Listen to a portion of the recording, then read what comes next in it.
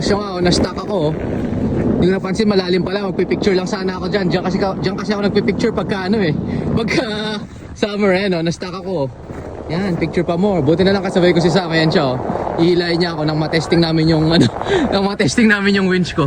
Ay, nako, na-delay pa. Ano? Picture perfect pa more?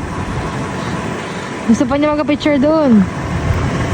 Hindi naman kung gano'ng kalalim yung Mahirap, di pa pala gumagana itong ano. kapasukan niya.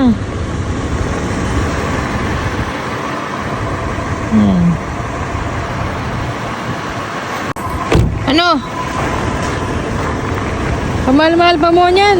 Ay, mahal mo yung gumanan eh. Wait lang. Ano ba yan? Kamahal-mahal pa mo mga binibili mo. Hindi mo pala nagana. Gagamitan di pala natin ng rope na lang eh. Bad trip to ah. No. Wala, ayaw gumana yung remote start. Ay yung ano, itong remote na to ayaw gumana. Ito, buti na lang nakita ko to, nandito pala to. May ganito siya. Ayan. Ay.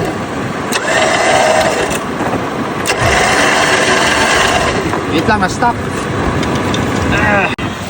Ano? Okay na, naipit lang. Kala ko hindi ko mapapakinabangan yung nagastos ko dito eh. Oo ah.